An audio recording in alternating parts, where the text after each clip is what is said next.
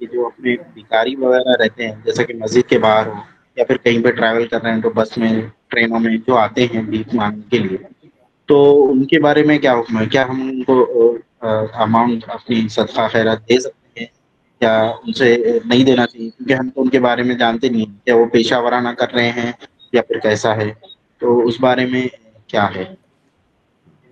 دیکھیے، اللہ کے نبی صلی اللہ علیہ وسلم کی حدیث ہے، ایک سے زائد حدیثیں ہیں، کہ اگر کوئی آدمی صاحب استطاعت ہے، ضرورت مند اور حاجت مند نہیں ہے، تو دوسرے کے سامنے ہاتھ پھیلانا اس کے لیے جائز نہیں ہے۔ اگر کوئی آدمی بلا ضرورت بلا حاجت دوسرے کے سامنے ہاتھ پھیلاتا ہے تو ایسے آدمی کے لیے اللہ رب العالمین نے سزا سنائی ہے۔ قیامت کے دن جب وہ آئے گا تو اس کے چہرے پر ایسی علامت ہوگی جس سے وہ پہچانا جائے گا کہ دنیا میں بھیک مانگا کرتا تھا، اس کو ضرورت نہیں تھی پھر بھی وہ بھیک مانگتا تھا۔ تو اصل یہ ہے کہ جو ضرورت مند ہے اسی کے لیے دوسرے کے سامنے ہاتھ پھیلانا جائز ہے، باقی جائز نہیں ہے۔ اب دینے والے کا مسئلہ، یہ تو مانگنے والے کا مسئلہ ہو گیا، اس کو سمجھنا چاہیے اس پوائنٹ کو۔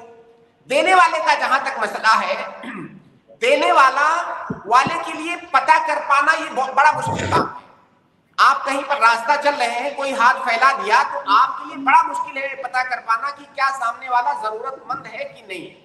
اگر آپ کو لگتا ہے اس کی حالت دیکھ کر کے کہ حقیقت میں پیشہ ور بھکاری ہے، اس کے پاس پیسہ ہے، تو مت دیجیے اس کو، ایسے لوگوں کو نہیں دینا چاہیے۔ اگر آپ کو معلوم ہے کہ وہ حرام کام کر رہا ہے، ظاہر ہے اگر اس کے لیے بھیک مانگنا جائز نہیں ہے پھر بھی مانگ رہا ہے تو اس کا مطلب وہ حرام کر رہا ہے۔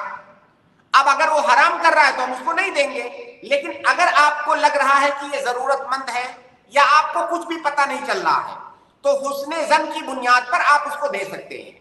بہرحال وہاں پہ آپ اجتہاد کریں، آپ اندازہ جی لگانے کی کوشش کریں کہ کیا یہ ضرورت مند ہے کہ نہیں۔ اگر ضرورت مند ہے تب تو بالکل دینا چاہیے، یہ بہت بڑا کار ثواب ہے۔